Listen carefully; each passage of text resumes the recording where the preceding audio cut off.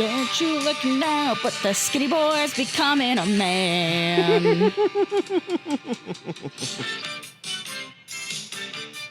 For anybody wondering, that is the second track on Kilroy Was Here by Styx called Cold War. If that wasn't clear enough. Why did they have to go and make it sound like a carnival? Why did they have to make Cold War sound like it should be playing at a county fair? I could not tell you. I mean, granted, the lead singer of Styx is a weird dude. Kilroy Was Here specifically is an album that I'm glad it was made. Yeah. Should not have been made. It's a fucking mess.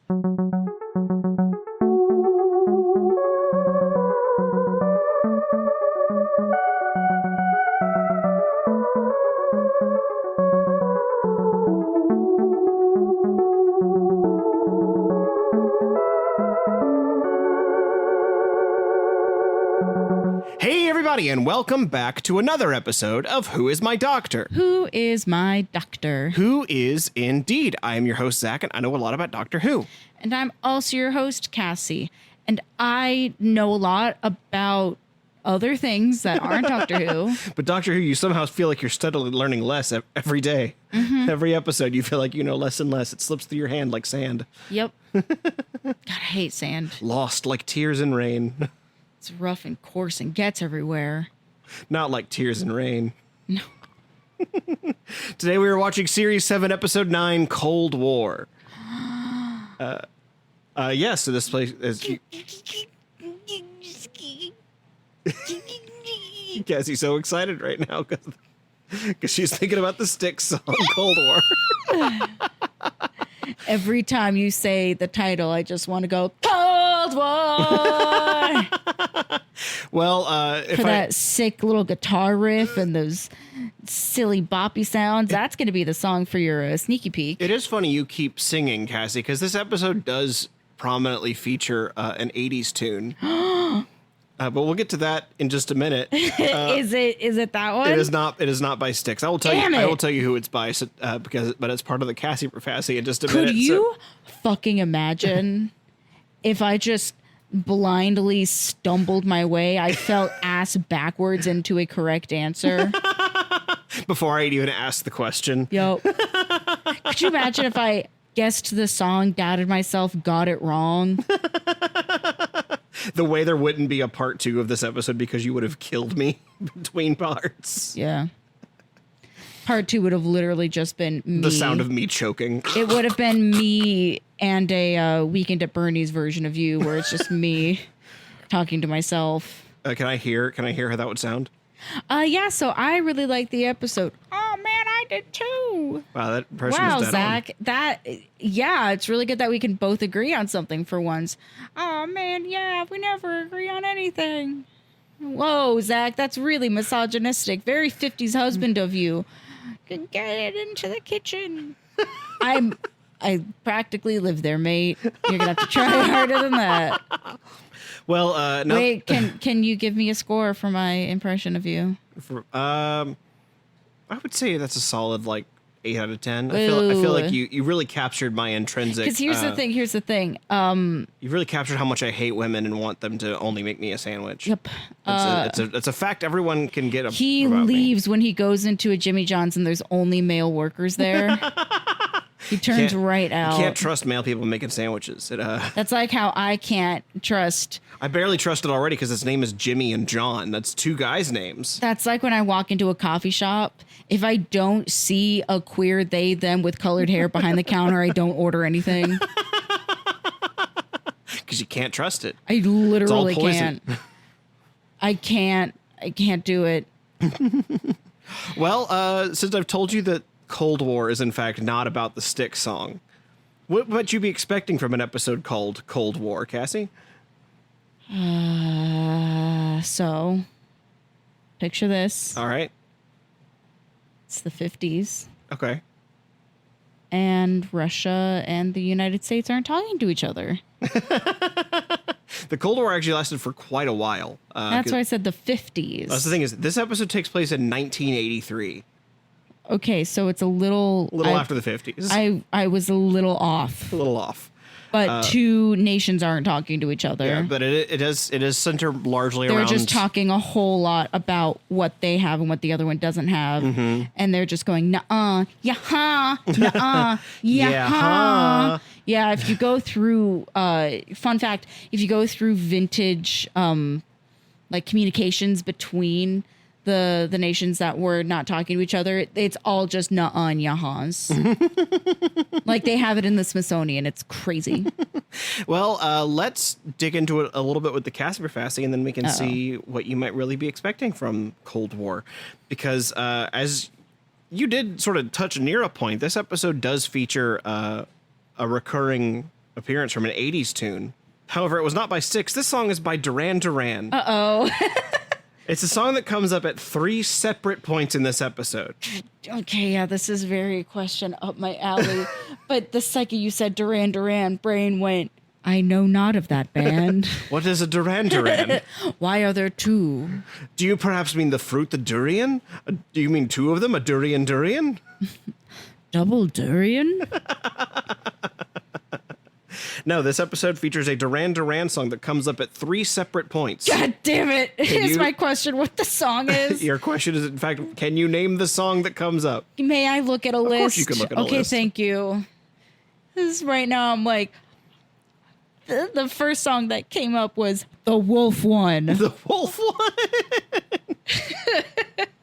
This is, we are double Duran, and this is our song, The Wolf One. 1, 2, 3, 4.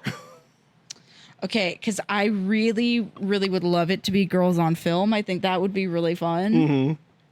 Because arguably I'm going through my favorite songs. I don't feel like you would give me this question if it didn't have to do with my favorite song.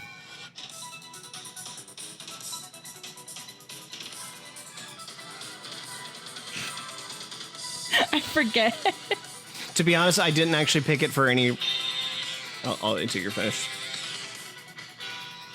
I don't think it's Rio. I do think it's Hungry Like a Wolf. You think it's Hungry Like a Wolf? I'm trying to think about what songs specifically, because of the Duran Duran songs that I would be able to pick out of a hat, it would be Girls on Film, Rio, or Hungry Like a Wolf. Yeah, that really narrows it down for you. Girls on Film, I would love to see, and I don't think that is going to be correct. Okay. Rio, maybe. But Hungry Like a Wolf feels like something. It feels like probably when even your brain went the Wolf One. Yeah.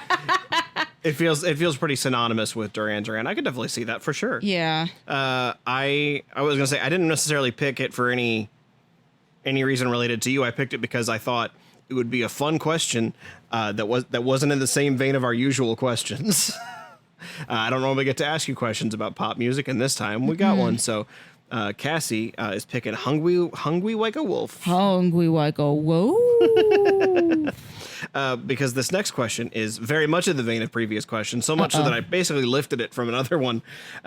You're going to meet an alien from all the way back in the black and white era, but also had a pretty long life in the classic series. You're going to meet an ice warrior of Mars. And the entire time we've seen them, we've only ever seen them in their armor. This marks the first time we've seen them out of it. But knowing your preference for 70s men in suits. Yeah. Cheese, as it were. Yeah. I will give you, I'm trying to figure out how I could phrase this correctly. I will give you a point for each aspect of their description you can get right. So this is an opportunity to get multiple points for a question. And we will just stick to it being in their armor since we're going to stick with the 70s vibe. Okay. To give you a modicum of a hint, I will let you know that Jamie McCrimmon, back when the show was in black and white, referred to them as great lumbering lizards. Interesting. Okay. So what sort of imagery does that convey to you? And again, for every aspect you choose to include that is correct, you will get a point. So you can get 1 point, or you can get as many as you happen to stumble into. A great lumbering lizard. Okay. Is it mascotty? Like, can you give me that much? Like, yeah, I guess you could. I mean, it's not. It doesn't look like an animal per se. Like it doesn't have like a big animal head attached to it. in terms of like what it looks like it's made out of, does it have that mascot quality of being something that is built from a wire frame covered in something? Or does it look like it is supposed to be made out of something hefty, even if the material that they used was not? I think it's supposed to look like it's hefty. Okay. Like it's meant to be heavy armor. So it is meant to look not unlike or feel not unlike Zeke. Zeke. Fourth grader. Oh, yes. Where it's foam, Yes. but it's meant to be rock. Yes, from Very Important People, Zeke, the fourth grader who is made of rocks. Yes. Yes. Okay. So it has more of that energy then. So Yes. it's not. It is intentionally heavy looking. Yes. Yeah. It is. It is very clearly meant to be like it's meant to look like it could take a beating. Going that route, then it has some kind of scale, perhaps like a scale armor. Okay. Is there a particular kind of lizard that it invokes to you when you picture a great lumbering lizard armor? Like, yes, perhaps alligator, but now I'm thinking maybe even something more ancient looking, like a Komodo dragon. Okay. I have to look at a Komodo dragon. They look like little pit bulls, Little but pit bulls. like lizard pit bulls. So it looks like, looking at pictures of Komodo dragons, looks like they have much like finer scales than like a crocodile Like would. they have some tough skin though, dude. Yeah. Like it's not as defined as like an alligator's, just because they have like the underbelly and then they have like the top layer. So thematically, alligator is a much more intriguing armor to build. Okay. But if we're going based off of a great lumbering lizard, Komodo dragons just kind of hang out on rocks. It's a great slumbering lizard.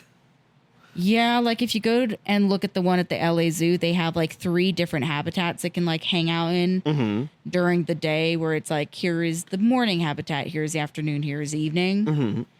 Literally, I've never seen that thing move in my whole life. Wow. It's just, granted, it's probably bored as hell, but so aesthetically speaking, I'm thinking something like that crossed with something like an alligator skin. So it looks like it's very dense and rough, but it has multiple textures. Okay. So you're picturing like a heavy scaled sort of armor Yes. look. Okay. I suppose like something almost dragon-y. Okay. Okay. I can go with that. Do we want to talk about their heads at all? Like, do you have a picture like a head shape or any prominent head features? Is the head... The head is also covered in armor. Okay, so the head is armor. Yeah.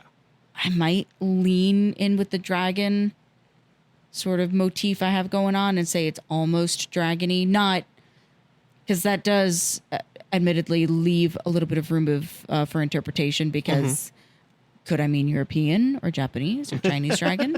Fair enough. Perhaps. Yes. So, but you're picturing you're picturing also like a lizard-like head in one way or the other. Yeah. Okay.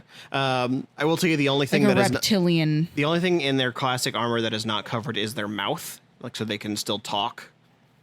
Is it like a Cyberman situation where it is like a clear glass shield? No, their mouth is fully uncovered. It is just Okay. like the helmet just So does, if that's does not the block case, their then jaw. the helmet is something then that is like, how would I describe that kind of a mask? It's something then that then just covers the top part. So it's like nose, eyes, head is all covered. There's like in it's like a cutout around the mouth, basically. okay, because like I have a mask specifically like in my collection that I'm drawing inspiration from that does cover everything but the mouth. Okay. So that's kind of what I'm. Okay. Or are you talking something more Batman, It's not. like a cowl? I guess you could describe it as Batman-y, because it is. It really is like it covers the cheeks, but it doesn't cover it doesn't cover the mouth and the. Okay, so we'll go with like a reptilian cowl then Okay. for the top of the head. Okay. Any other features you want to throw in there? Claws. Claws. Claws. Okay, so we're throwing some claws on the hands. Any other things that you want to throw in and try and get some points Cool for? boots. Cool boots. Okay, so they got cool boots. They got scale armor. They got claws. They got what was it? How did you describe the headpiece? Like a Batman cowl. Yeah, I wrote reptilian cowl. Okay. It gives me a little wiggle room to argue my point. Okay. Since I told you about that they have their mouths exposed, do you have any ideas as to what their mouth? Oh, they got fangs for sure. Fangs for sure. Yeah, they got fangs. And by fangs, do you mean like vampire fangs, or do you mean like chompy? They've chompy got teeth? like chompy teeth. Okay, like chompy jigsaw teeth. Okay, I think so. Alrighty then. Okay, I think we got enough to go on there. Like there was, in the same vein as Dropout, very important people. The teeth that Lisa Gilroy wears for her, like Little... yellow monstrosity, like just like very sharp. Okay, that's good. Okay, that's enough to go with. I think there. Needle teeth. Okay. All right. Well, I think you could So for that, I'm writing fangs/needle teeth. I'm cashing in on both. Okay, I think that's a fair claim. Anything else that you want to try and stake a claim in to get some bonus points, or you, like anything with their eyes? Reptilian, lumbering lizards. They might have like Sleestackian eyes, just like big old like gecko orbs. Okay, big gecko orb eyes. Yeah. Okay, so you're thinking like big, probably no pupils. When you say it that way, because you're talking about the Sleestacks, I'm assuming that you mean just like they're a solid color. I think so. If we're dating back, then it would just be Sleestacks. I think we're solid black. Is that right? It depends on because oh my god, I forgot his name almost immediately. The red one. Okay. Oh, that's a red one. Yeah. Because I feel like he had like almost ambery eyes, but more often than not, yes. Just like the green Sleestack all have just like black. Okay. So you're thinking big black eyes? I just think that like structurally they're just orbs. Okay. They might have some kind of painting underneath to indicate that there is an eye, but that's getting a little too technical. Okay. So I'm saying just from a general standpoint, I think that their eyes are constructed to just be like big old dumb orbs. big dumb eyes. Alrighty. Yeah, big dumb eyes. Thank you. All right, big dumb eyes. Alrighty. Well, I think you got a few points there. Do you want to try and nab any bonus points for how they look inside, or we want to just call that a day? Hell no. All right. Well, we will find out together if that is what an ice warrior from Mars looks like, and if he's listening to Duran Duran's "Hungry Like a Wolf." We'll find out together as we watch Series 7, Episode 9, Cold War.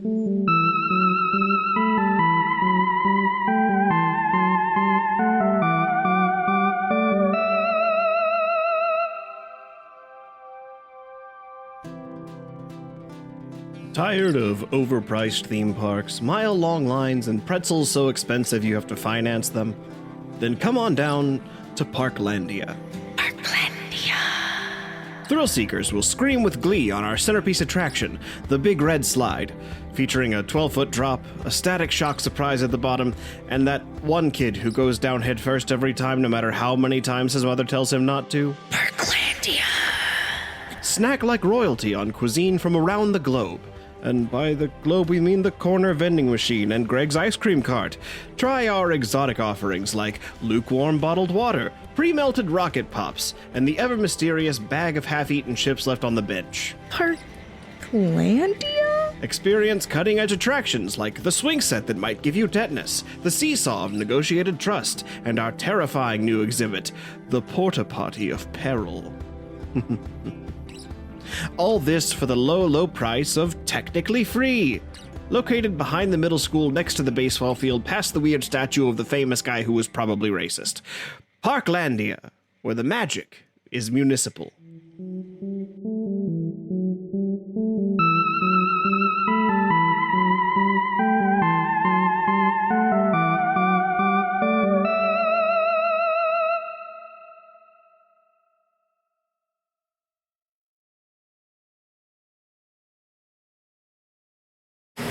Her name is Rio, and she dances on the sand.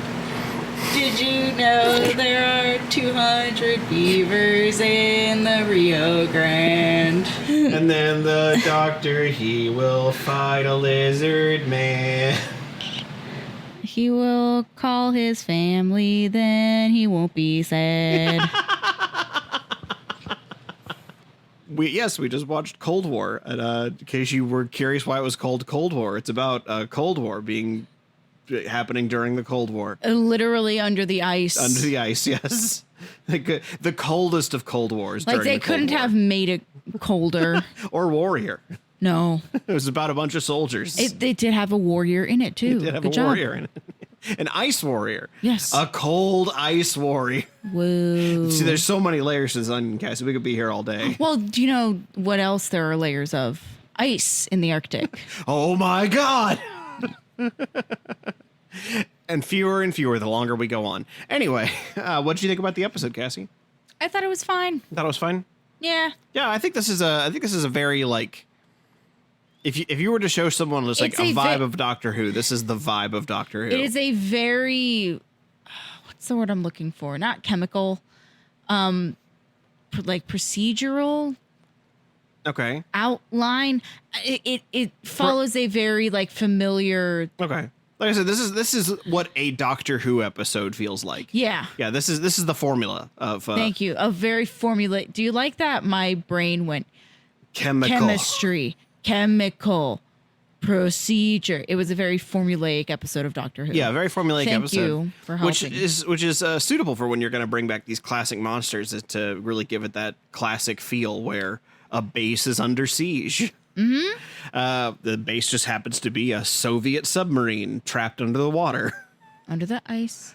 That water, speaking of, that water has to be so cold. Oh, it's the coldest. So, like, this is before we had properly repaired the hole in the ozone layer, and it's near the North Pole, and that water just they don't talk about it at all, but they should have like blue appendages, like they're. Oh yeah. I also, can I be really very honest? Yes. I forget how large submarines are. They're boats. They're big old. Well, 'cause here's the battle thing cruise is ships underwater. The number of times that I personally have been able to step foot on a submarine is number one at Disneyland, which is not a very big submarine. That was not even a real one. And number two, they do have some that are, what would the word, moored? Because they're not docked. Yeah, Because they are still. I think moored is the right. I think you're right. I think moored is. I think it's moored. There are a couple, specifically in San Diego. There is one where you can pay to go in and walk around. And I suppose the one in Paris Disneyland too. They have the 20,000 Leagues Under the Sea, which is very cool because every so often there's a big old squid. That's an attraction. I know that is not real submarine. But Berthed is apparently the term for docking a submarine. Is that it has been berthed? BERTH. couldn't have picked a different word. Moored actually is another term as well. Okay, cool. I was correct. Yeah, particularly when a submarine is secured to a buoy or other floating structure. Okay. But I forget how large they are. Yeah. Because I am so used to just seeing the little sticky outy bit for you to enter inside, but everything else is under the water and I have no concept. In your brain, a submarine is like a pool toy or a sandwich. It's not really a... Yeah. I'm expecting it to be 12 inches long, not 12 feet wide, you know? Yeah. It's a fun setting. We don't really get, we don't really get settings like this in Doctor Who, where everything feels very confined and claustrophobic. Very confined, and the thing that they do to make it feel like you're in different areas, which I think is really cool, is they just play with the lights. Yeah. And fog effects. Yeah, it's a really good way of being able to like tell that you're in a different space. Especially because in a submarine, everything does just kind of look the same. It all just looks like metal grating behind metal plating. It's all, But I like it. I think it's a very fun setting. I really like... I like that the production team just had a field day with, let's see, so we'll only use red, blue, and yellow lights. Okay, cool. Primary colors. All right. Some will have some kind of spinny strobe effect. Cool. All right. That's another variation. And fog machines. We'll get a couple of those. We'll have water. We'll have water effects. And we're going to use the same space, but in 4 different camera angles, so it looks like we're in a different room every time. Let's go, gang. Yeah, and then, of course, the casting in this episode is also just fantastic. It features both Liam Cunningham, who is known as you haven't seen Game of Thrones, but he plays Davos Seaworth in Game of Thrones. I love him he's got such a great voice. Like he's got a way. That was the main guy. That was right? the captain of the Okay, cool. Captain Zukov of the submarine. There's a particular way that Liam Cunningham like rolls his R's for most of the way he speaks, and it's very like It gives my brain a good tingle every time he does it. It gives your brain the same tingle that like Dalek voice A little gives bit. my brain the tingle. I mean, it's jumping ahead a little bit, but the voice for Skaldak is oh also my god! I don't know if you saw me go. the voice for Skaldak is also Nicholas Briggs, the voice of the Daleks. Fucking, He's very good. I love this man. He's so talented. Could you imagine? Could you imagine one day, far off in the future, I meet Nicholas Briggs and I just start crying? This episode also features a man named Tobias Menzies, who was Lieutenant Stepashin. He's also from Game of Thrones. He played Edmure Tully in Game of Thrones. And then it also had David Warner playing Professor Grishenko, who I pointed out to you halfway through the episode is the bad guy in the first Tron movie. Yeah, you said, imagine him being really mean to Jeff Bridges. Imagine him 40 years younger and picking on Jeff Bridges. Yes, he was also in both Star Wars. He was also in Star Trek 4 and 5, I believe. Making sure I get all my. Yeah, he was in Star Trek. Star Trek 5 and 6. He was in Star Trek 5 and 6. He was in Teenage Mutant Ninja Turtles 2. He's in a lot of movies. He was in Titanic. He was in Scream 2. He was in the Tim Burton Planet of the Apes movies. Planet of the Apes movie. He was in Mary Poppins Returns as the neighbor that kept setting off the cannon. That's a very prolific actor. He was also the alien commander in Dreamland that we watched a few months ago. So that keeps coming up. And then, of course, Nicholas Briggs is the voice of Skaldak. And a man named Spencer Wilding was his body actor, who is a professional kickboxer and cruiserweight boxer. You don't say. Which is why he's so fucking big. Jeez. So I know that we joked that inside Skaldak is just, as you said, a little guy. Yeah, I was curious if you were just going to say, I think he's just a little guy. No. That's reserved. Because now. I think he is like, they don't really show you his full body, but they give you a lot of indications. One of which is that he's like 3 feet tall. Because there's a point where he's like scurrying down the hall and people like look what they're like looking at their waist level. I thought he was on all fours for that. He might have been. Like the thing is, they don't really show you. Because you had mentioned being on all fours, so I went, okay, if you mention that, then there is. Well, I was trying to validity to fish that. details out so I could give you more points. I do like it. I do like his little long grabby hands. I was joking the entire time we were watching the episode that his little grabby hands had the same amount of force behind them as a vintage claw machine.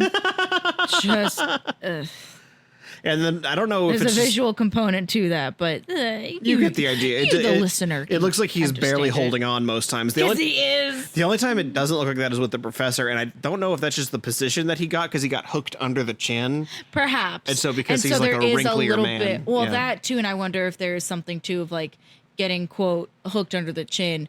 There is something of like, oh, cool. Now there is something to catch on to. Yeah, there is force here. You're not trying to grab a squishmallow from the Denny's.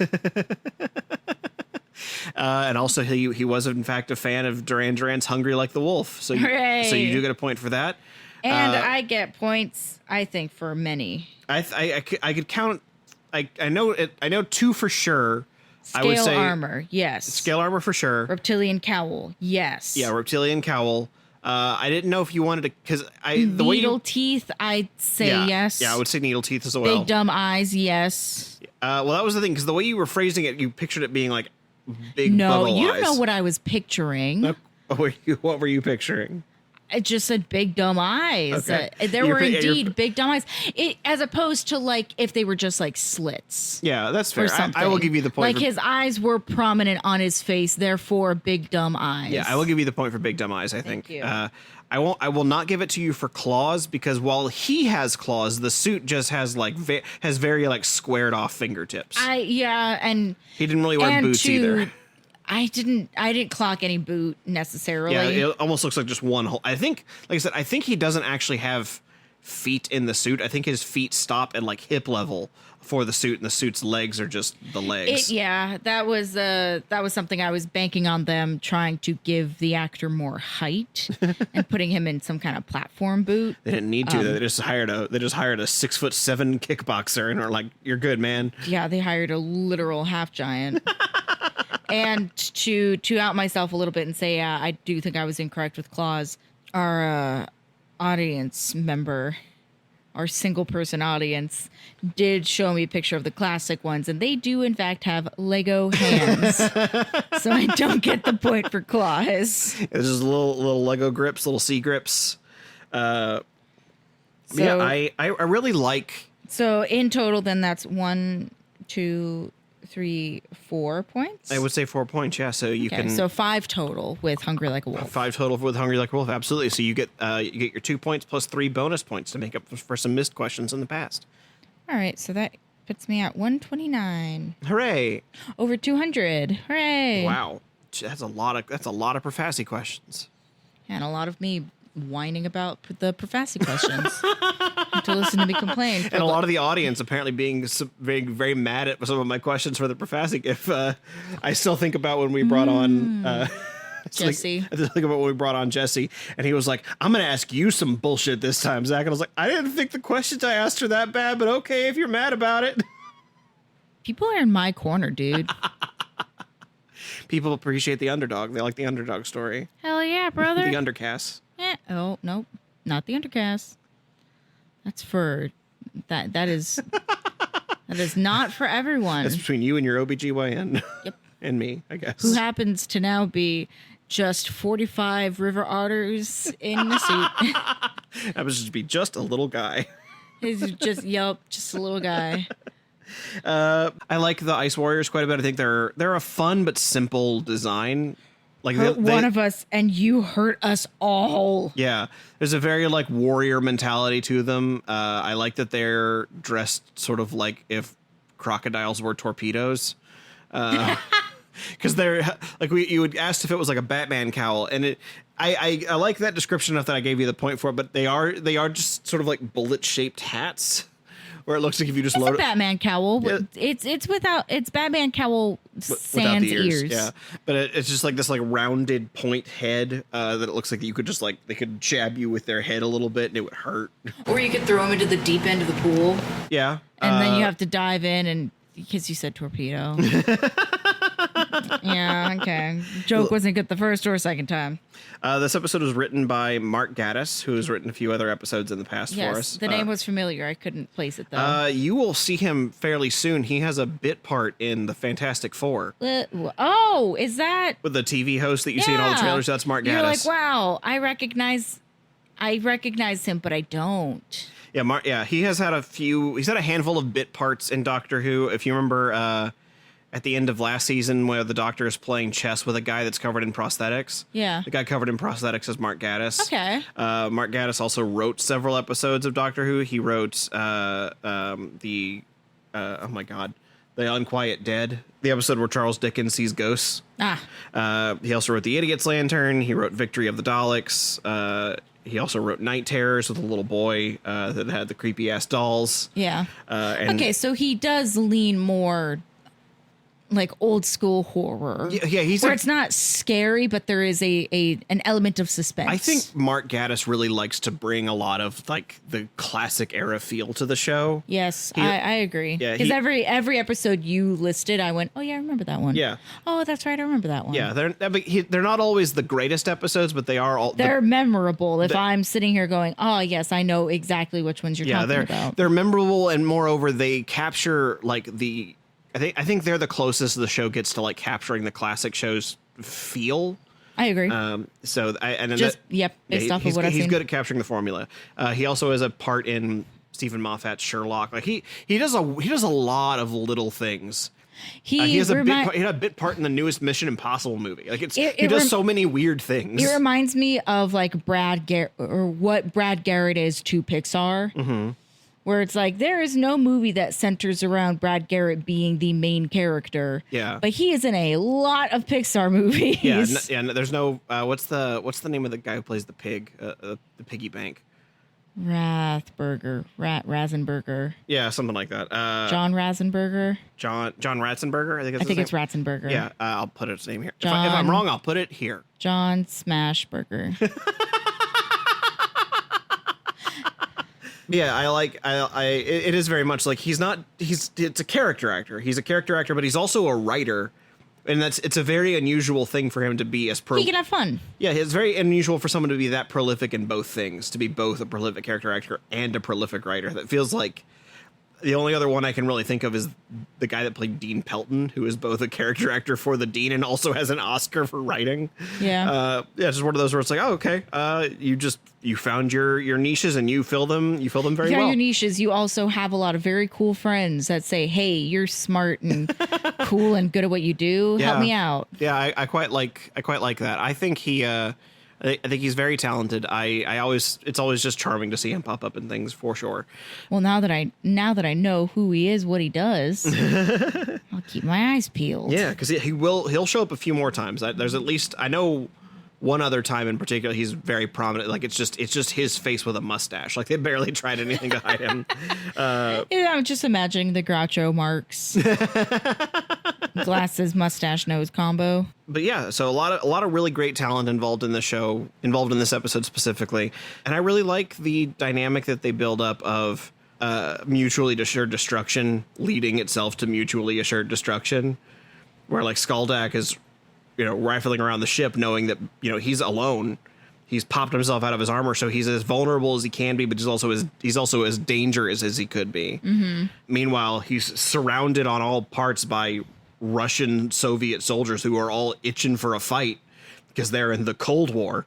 They're in the mommy and daddy aren't talking together war. Yeah, so it's a very like passive aggressive. Tensions are high. Yeah, tensions are high. They found a way to like condense the narrative of the Cold War into the episode. I just think it's a good time. Yeah. Like it's not high art, but it's certainly there's a lot of thought that went into it. It's a good episode. Yeah. I do have one complaint. Okay. Why have we not gotten a Doctor Who Goes to Vegas episode? Because he keeps missing, apparently. Oh my God. Because he bum rushes out of the TARDIS going, Vegas, baby. And I went, oh, we have not had. Wearing his big golden. We haven't had a Elvis Doctor glasses Goes with to pink Vegas episode. He was wearing. We haven't had a Doctor Goes to Vegas or a Doctor Beach episode. I mean, the last time we had a Dr. Beach episode, he got shot. That was a lake bank. That doesn't count. I mean, the people in Colorado. I'm talking.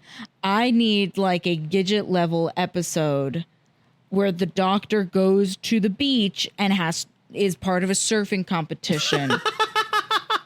And that's the extent of the drama is just. Yes, or they go to Vegas. You just want these characters to have a good time. Big, and he's like, saying that he can't gamble because he's too good at it or something. But then there's like an alien on the casino floor that he's like trying to go after. The Doctor just wanders into the casino scene Could from you Star Wars imagine Episode if 8. this was one of the rare episodes where the Doctor had a child companion and they have to go to Vegas? And so he keeps having to leave the child outside buildings. He has to leave him on the like patterned rug and be like, stay here. If he had actually picked up Amelia Pond when she was a child. Oh my God. It's just like, you can't come in. Don't talk to anyone. No, kids can still go into casinos. You're so wrong, and you keep saying wrong facts because casino floors have two. You keep saying wrong facts. There are two types of carpets in casinos. There is where the gambling tables are and the slot machines, and that's one patterned rug, and then the like passing through. Like walkway rugs that have a completely different pattern. Mm-hmm. So you as a child can still pass through a casino. You cannot step onto where you gamble and where you can, lose all your money and your life and your wife. Mm. I think it's because my frame for like casinos is I only ever really went on in a quote unquote casino when I was on a cruise ship. Yeah, you haven't ever had a good time. That's fine. I did have a good time. I made some money. But I never had to the differentiation of carpet was also just like, this is the casino versus it isn't. Yeah. So you've been to, not real casino. You were on a cruise ship, you white man. Get out of here. Shut up. It was a graduation present from high school. I had. Oh, now you're rich. Okay. Actually, it was a graduation present from my brother from high school. But anyway. Oh, good. So your whole rich. family could afford to take Both kids on a cool cruise. Must be You nice. stupid white bitch. I am a little perplexed why they would think that thing is a mammoth. It was obviously man-shaped. Yeah, it was obvious. It could not have been in a smaller block of ice, and they went, mammoth? Must be a mammoth. Yeah, it must be a mammoth. Like, Must what, be did a you think it was a skinny, mammoth? tall mammoth. Just a single mammoth leg? Just Like, boys, you've seen a mammoth, right? You've seen an elephant, right? Mammoths were bigger. Why would you think that was a mammoth? If they had said something like, oh, it must be like a Neanderthal. Okay. Oh, I'll buy it because they did die out at some point, and surely there is some humanoid under the ice. Maybe it's A just, mammoth? maybe that was a little one, just like a baby mammoth. A tall man-shaped baby mammoth? A mammoth. Okay. It could have been a man-myth. A man myth, a legend. The missing link. I think you might have looked away when I had what I had thought would be your favorite moment of the episode, and so I was a little bummed by it. I don't know if you. Okay, yeah, because my favorite moment of the episode was the second Skaldak started to speak, and I went, "Oh, Okay, because my yeah, favorite that moment, was my favorite part." my favorite moment was what I thought would be your favorite moment was early on. When they're tying the doctor up to a pole and they start rifling through his pockets and start pulling out things like a doll and a ball of twine. And I thought Cassie would have just really like going, what has the doctor got in his pockets? Nah, I was more upset that it was a Barbie doll that looked not unlike Rose, and I went, "Get over yourself." Get over your ex already. She's moved on with another version of you. She's still with baby girl Davy Tenney. Yeah, fucking get over it. So no point for me this episode. Yeah, no, I liked listening to Skaldak speak. Skaldak. It was cool. Yeah, Nicholas Briggs is Hey, you can do more of that. Yes, okay. Hello. I am Skaldak. It's like barely picking it up on the feed. Take it closer then. Knock, knock. Who's there? Banana. Banana who? Orange. You glad I didn't say banana? I whiffed it. I've got one for you. Knock knock. Who's there? Doctor. See, the joke there is that if it was somebody at my door and they announced that they were a doctor, I would pretend I wasn't home.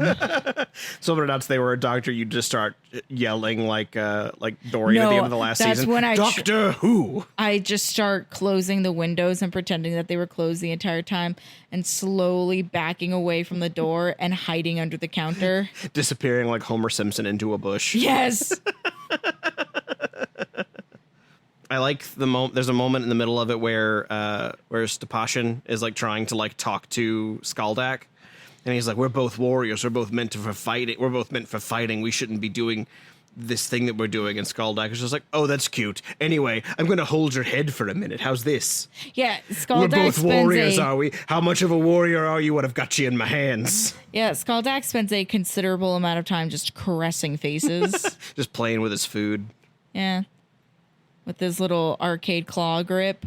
I do like that because they only sort of like half humanize Stepashin by having him be this like, I'm a warrior and I need to be in a fight kind of mentality, which always feels kind of lame. But it's when the doctor comes back and finds his body and pulls his wallet out, and on the left side of it is just a picture of a girl. And you're like, oh, he had a girl that liked his warrior side. If only she knew he was a dick. Aw, he had a woman in his wallet. He had a woman in his wallet. Aw. I've got a wallet in my pocket and a woman in my wallet. There was a few lines I really liked that I thought were warranted re-mentioning. There's a part in it where the doctor says, "I'm always serious with days off." Which is Of course you liked that. well, it's really funny remembering that he said that in the past he says, "Like never be serious, never on purpose." Like he's saying the exact opposite of what he has said in the past, and I really think that's funny. Another one where he's saying that he's telling the captain that he can't go see Skaldak because Skaldak will see him as an enemy soldier because he'll smell. One soldier can always smell it off the other, and the captain One soldier goes, can always tell. yeah, and then the captain goes, he won't smell it on you. And the doctor's like, shut up, Captain. You're not supposed to know that. I'm supposed to be charming. And Clara's like, I don't smell like anything. She doesn't. She doesn't. Never fought a battle in her life. No. Unless you count Dalek Clara. She's probably fought a battle or two. I mean, are they the same person, though? Who's to say? They look exactly the same, and they have the same exact name, but they might be different people. They also do show one way that Clara is different from all the Doctor's previous companions. In this one, the Doctor tells Clara to stay put. He goes, no arguing. She's like, I'm not arguing. I'm staying right here. Yep. Every other companion just gets told to stay, and they wander off somewhere, either out of curiosity or because they're scared or because they think they're going to be brave. They go wander off and do something. This is the first time she stays put. Yep. Yep. And the Doctor seems confused by that. I really like that he's like, well, good. Good. It's good that you're staying because I told you to. I also like that Clara had a moment of, because it was very relatable, where she was like, something went wrong. It wasn't my fault. So I know that it's not, I didn't do anything wrong. But like, we failed, but it wasn't my fault. It's like, wow, that's so relatable. There really is a part of it where it's just like, yeah, I do feel bad because we're in a shitty place, but I know it wasn't my fault, but I can't blame anybody. It just sucks. But Clara, there's a point early on where Clara like passes out underwater, and I'm like, she should be purple.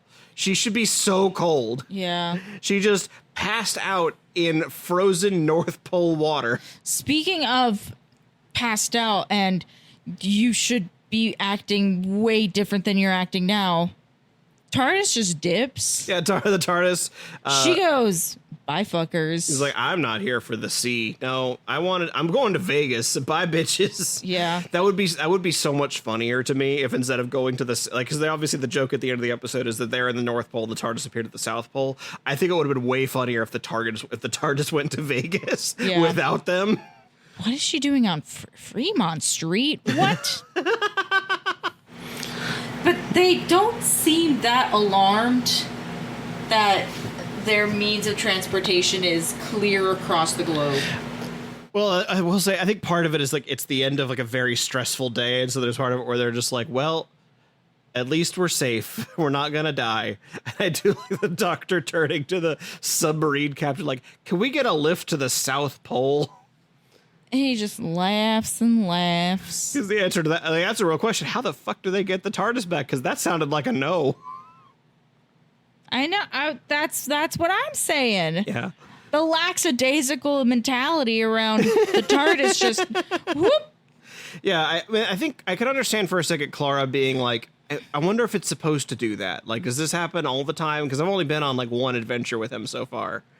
Maybe it does. Maybe it just dips sometimes. Maybe I shouldn't be worried. The Doctor's like, oh no, I did that. I turned on the emergency, what it was, the HADS. The HADS. I don't remember what it stood for, but basically it displaces the TARDIS whenever it detects it's being attacked by the environment, such as the water coming in and probably threatening to crush it. And so that's why the TARDIS disappeared. I think TARDIS went, nope, too cold. It's really funny, like, after the Doctor's wife, it is really funny to attribute basically anything that the TARDIS does to its living, like, to it being a person and being like, no. Like, right now, the fact that the TARDIS doesn't like Clara, it just is a cat fight. She's just like... It's just her saying, we look too much alike. There can only be one of us. Looky here, you pixie-looking bitch. He is my man. I don't know where you're coming in here from.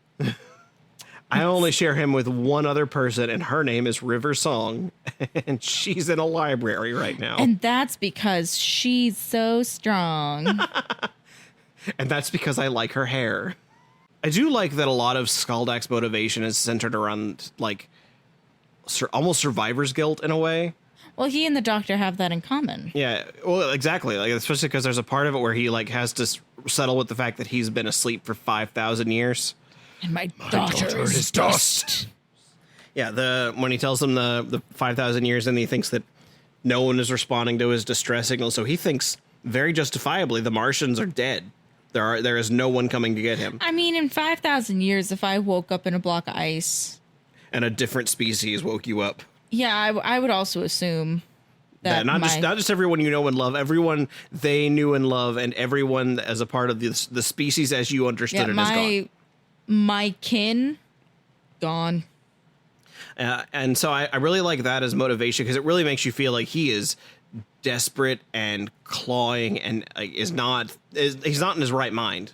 Like he's definitely he's a soldier and a warrior. So there's always a part of it where it's like this is always going to be tense.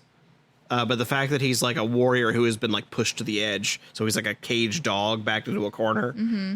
I like that brings out this whole other side to him. And then at the end when the Martian UFO does show up and pull them back and abducts the Martian back onto his ship, I do like to picture that he was just like, okay, we don't have to kill Earth, everybody. Now that I got friends again. Now that I realized I'm not alone. Let's go hit Mars, Dave and Buster's. Let's go to Mars Vegas. Margaritaville. Margaritaville. Let's go eat some Mars bars. Good times. I do really like the UFO design. Can I say Sure. There were like 6 vaginas on it. I mean, I do like the classic like saucer design for sure. Well, yeah, no, I had the saucer element to it, but there were also There's a lot. 6 vaginas on it. You talking about the things that were like glowing purple? Yes. Because everyone knows vaginas glow a pinkish purple. Yeah, they do. Yeah, I know that. I don't need you to tell me. I've seen. Yeah, how do you think I found my way to the bathroom every night? Is that why when I hear you get up in the middle of the night, you go? Yeah, that's how you turn it on. But I'm not clapping my hands. Yeah, you gotta. Your cheeks. Yeah, exactly. That's impressive that you could do that on command. Thank you. Some people need a warm up. Thank you. Well, next episode, I'm really excited to show to you because it's going to be a ghost episode, not just a spooky haunted episode. This one specifically is going to be following a ghost hunter, and I know you have such a fondness for ghost hunters. I do. So much so that your boyfriend's name is Zach. Not Zach Baggins, but you know. Well, yeah, you don't spell yours the cool way with a K. Everyone who spells Zach with a K is secretly a jerk. Oh, okay. Tell that to Oyama. Sorry, with a CK. I should clarify. Zach Baggins spells his with a K. Oh, with dude. just a K? Then I guess he's fine. Okay, he's fine. He passes the smell test. Yeah, he has his own museum in Vegas. What? We brought it full circle. Well, I guess we'll find out what you think about this other ghost hunter on the next episode of Who Is My Doctor? Who is my doctor? See, I'm getting prepared.